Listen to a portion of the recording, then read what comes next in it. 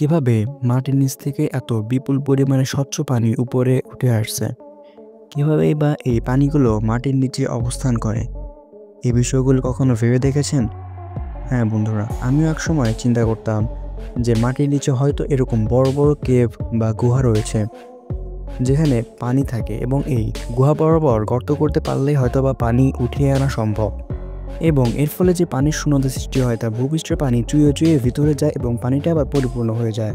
কিন্তু একটা দীর্ঘ সময় পর আমি বুঝতে পারলাম যে আমার চিন্তাভাবনা ভুল ছিল।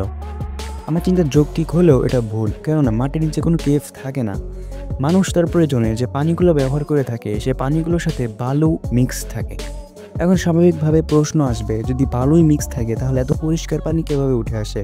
কিভাবে বা বালু এবং পানি দুটি এত দ্রুত পরস্পরের থেকে আলাদা হয়ে যায় এবং এত পরিষ্কার পানি কিভাবে ভূপৃষ্ঠে উঠে আসে যা মানুষ তাদের প্রয়োজনের তাগিদে ব্যবহার করে থাকে?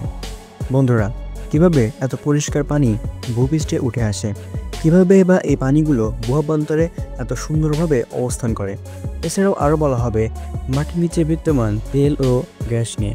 আপনারা দেখছেন স্টোরি টেলিং। ভালো লাগলে অবশ্যই চ্যানেলটিকে সাবস্ক্রাইব করে পাশেই থাকবেন। এই ভূপৃষ্ঠের প্রায় 71% জায়গা পানি দ্বারা পরিবেষ্টিত, যার কারণে দূর থেকে আমাদের পৃথিবীকে নীল দেখায়, বা যাকে আমরা বলতে কি ব্লু প্ল্যানেট। খালি চোখে আমরা যে পরিমাণ পানি দেখে থাকি তা একদমই ব্যবহারের অযোগ্য। পৃথিবীতে প্রায় আমরা যে পরিমাণ পানি দেখি তার 99.7% পানি সরাসরি মানুষের ব্যবহারের অযোগ্য। পানির মধ্যে রয়েছে মেরুতে বিদ্যমান পানি, সমুদ্রের পানি ইত্যাদি। মানুষের ব্যবহারের জন্য যে পানি প্রয়োজন তার বৃহৎ একটা অংশ রয়েছে মাটির নিচে বা ভূঅভ্যন্তর পানি। আর এই ভূঅভ্যন্তর পানি খুবই সামান্য পরিমাণ হয়ে থাকে, যা সম্পূর্ণ পৃথিবীর পানির তুলনায় প্রায় 0.61%। এখন পৃথিবীর সম্পূর্ণ পানি বলতে কি বোঝায়? পৃথিবীর সম্পূর্ণ পানি একটি ক্লোজ সিস্টেমের মধ্যে আবদ্ধ, অর্থাৎ পৃথিবীতে বলা যেতে পারে একটি নির্দিষ্ট পরিমাণ পানি রয়েছে। এমনও হতে পারে যে আজকে আপনি যে পানিটি ব্যবহার করছেন সেই একই পানি হয়তো বা ডাইনোসরও ব্যবহার করে এসেছে। এর মানে হচ্ছে পানি শুধু এক স্থান থেকে অন্য স্থানে তার রূপ পরিবর্তন করে বা চক্রাকারে ঘোরে, যাকে বলা হয় দি ওয়াটার সাইকেল বা পানি চক্র। এখন প্রশ্ন হচ্ছে, এই যে নির্দিষ্ট পরিমাণ পানি এটা পৃথিবীর কোন কোন স্থানে বিদ্যমান? আপনি যদি চার্টটি ভালোভাবে খেয়াল করেন তবে দেখতে পারবেন এখানে পৃথিবীর কোথায় কোথায় কী পরিমাণ পানি আছে তা লেখা বিদ্যমান। এই চার্টে দেখা যাচ্ছে বিভিন্ন পানির পরিমাণ, যেমন মেরুতে বিদ্যমান 0.61%। কিন্তু পৃথিবীর যে সকল স্থানেই পানি বিদ্যমান থাকুক না কেন, মানুষ তার প্রয়োজনের জন্য সবচেয়ে বেশি নির্ভরশীল করে ভূঅভ্যন্তর পানি।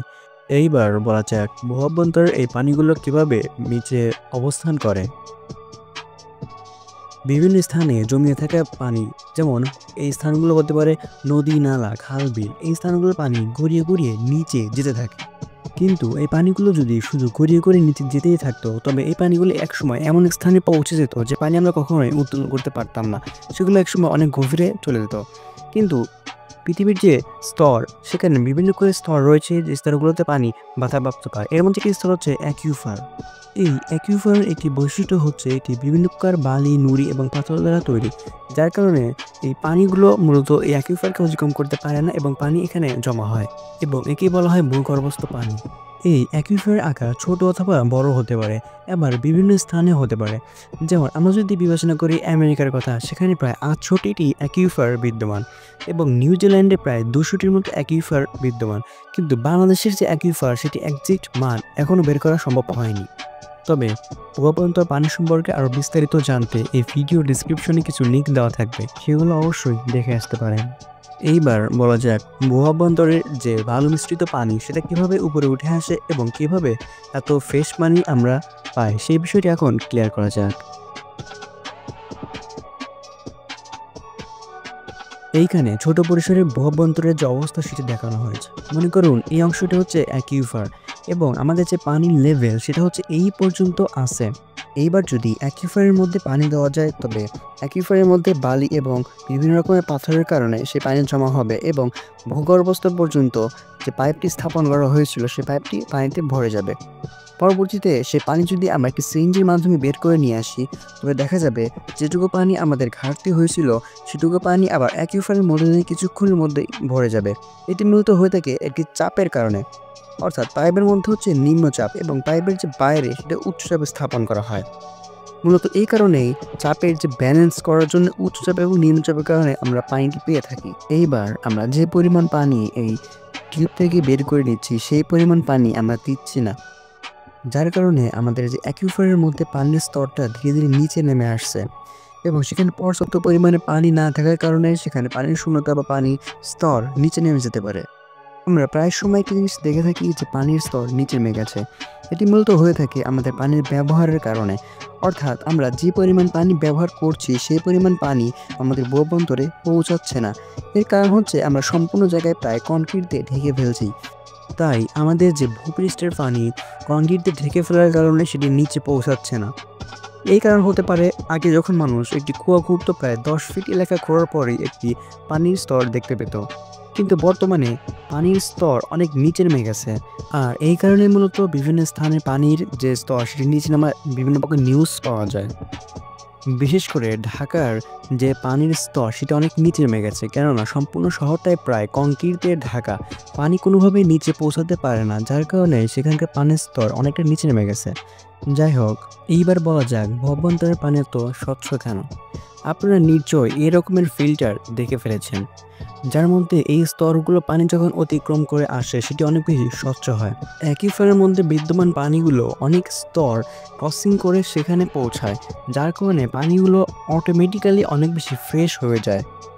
এছাড়াও ভূঅভ্যন্তরের মধ্যে বিদ্যমান পানিগুলো মানুষের ব্যবহারের জন্য সবচেয়ে বেশি উপযোগী হয়ে থাকে।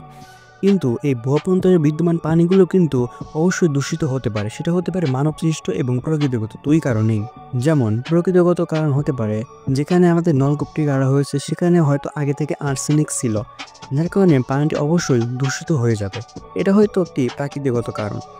আর মানবসৃষ্টি কারণের মধ্যে হতে পারে বিভিন্ন প্রকার কীটনাশক, বায়ু নিষ্কাশনের ত্রুটি, মাটি দূষণ ইত্যাদি। ভূপৃষ্ঠের ওপরে থাকা পানি যেমন এক স্থান থেকে অন্য স্থানে প্রবাহিত হয়, ঠিক তেমনি ভূঅভ্যন্তরের পানিও এক স্থান থেকে অন্য স্থানে প্রবাহিত হতে পারে। তবে সেটি শিলার স্তরের উপর নির্ভর করে এর প্রবাহের গতি বিভিন্ন রকম হতে পারে। ভূপৃষ্ঠের পানি যেমন উঁচু স্থান থেকে নিম্ন স্থানের দিকে প্রবাহিত হয়, কিন্তু ঠিক এর উল্টা দিকে ভূঅভ্যন্তরের পানিগুলো চাপের উপর নির্ভর করে উচ্চচাপের স্থান থেকে শুধুমাত্র নিম্নচাপের স্থানের দিকে যায়। এখানে মূলত প্রেশার ডিফারেন্সের উপর নির্ভর করে এই ভূঅভ্যন্তরের পানিগুলো শুধুমাত্র যে উচ্চচাপের স্থান থেকে নিম্নচাপের স্থানে আসবে ব্যাপারটি কিন্তু এরকম না। প্রেশার ডিফারেন্সের কারণে এই পানিগুলো নিম্নচাপের স্থান থেকে আবার উচ্চচাপের স্থানেও যেতে পারে। মূলত এই কারণে আমাদের বড় বড় বদ্ধ পুকুরগুলো গ্রীষ্মকালেও শুকিয়ে যায় না। পানি যদি শুধু নিচের দিকে যেত তাহলে এই বড় বড় খালবিল এবং বড় বড় পুকুরগুলো শুকিয়ে যেত, কিন্তু এটি বাস্তবে হয় না। যার কারণে বলা যায় বড় বড় পুকুরগুলো না শুকানোর পিছনে গ্রাউন্ড ওয়াটার অনেক গুরুত্বপূর্ণ ভূমিকা পালন করে। এছাড়াও চাপের উপর নির্ভর করে পানি যদি উপর দিকে উঠে আসে তবে বিভিন্ন প্রকার ড্যাম নির্ণয়ের ক্ষেত্রে অনেক ইঞ্জিনিয়ারিংয়ের ব্যাপার রয়েছে। সাধারণভাবে আমরা সবাই জানি একটি ড্যামের উদ্দেশ্য হচ্ছে পানিকে এক স্থানে আটকে রাখা, কিন্তু ভূঅভ্যন্তর পানি তার চাপের কারণে এক স্থান থেকে অন্য স্থানে ইজিলি যেতে পারে। তাই ড্যাম নির্মাণের ক্ষেত্রে খুব গুরুত্বপূর্ণভাবে ইঞ্জিনিয়ারিং করতে হবে যাতে ড্যাম নির্মাণের উদ্দেশ্য ব্যাহত না হয়।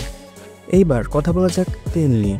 মাটির অভ্যন্তরে বিদ্যমান তেল পানির মতো ঠিক একইভাবে উপরে বের করে নিয়ে আসা হয় এই পাম্পের মাধ্যমে। অর্থাৎ তেলও ঠিক পানির মতো অবস্থান করে এবং সেটি বড় কোনো পাম্পিং মেশিনের মাধ্যমে ইজিলি তুলে নিয়ে আসা হয়। গ্যাসের ক্ষেত্রেও ঠিক একই সিস্টেম, কিন্তু গ্যাসের ক্ষেত্রে যে পাইপ সেটার যে মেইন লাইন সেটা কিছু উপরে সিল করা থাকে যাতে শুধুমাত্র সেই মেইন গ্যাসটুকুই উপরে চলে আসতে পারে, কিন্তু পানি এবং তেলের ক্ষেত্রে এই সিল করার কোনো প্রয়োজন পড়ে না। বাংলাদেশের প্রায় 90% মানুষ তাদের পান বা বিভিন্ন প্রকার ব্যবহারের জন্য ভূঅভ্যন্তরে পানির উপর নির্ভরশীল এবং কৃষিকাজে ব্যবহৃত প্রায় 75% পানি ভূগর্ভস্থ থেকে নিয়ে আসা হয়।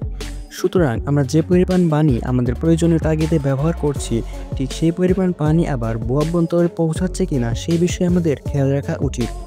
এখন শুধু যদি আমরা সৌন্দর্যের নামে সম্পূর্ণ জায়গাটা যদি কনক্রিট দিয়ে ভরে ফেলি তাহলে আমাদের ভূপৃষ্ঠের পানি কোনোভাবেই ভূঅভ্যন্তরে পৌঁছাবে না এবং এতে আমাদের দৈনন্দিন জীবনে পানির অভাবও হতে পারে। তাই আমাদের উচিত পানির সুস্পষ্ট ব্যবহার এবং প্রত্যেকটা জিনিসের প্রতি খেয়াল রাখা। বন্ধুরা, আপনারা কি জানেন পৃথিবীতে বিদ্যমান কোনো বস্তুর গতি আলোর বেগের সমান হতে পারবে না। কেবলমাত্র ওই সকল বস্তুর গতি আলোর বেগের সমান হতে পারবে যে সকল বস্তুর গতি একদম শূন্য, অর্থাৎ নেই বললেই চলে। কিন্তু কেন এরকমটা হয়ে থাকে? এ সকল প্রশ্নের উত্তর পেতে অবশ্যই আমার এই ভিডিওটি দেখে আসবেন। ভিডিওটির লিঙ্ক ডিসক্রিপশন বক্সে সুন্দরভাবে দেওয়া থাকবে, অবশ্যই ভিডিওটি দেখবেন।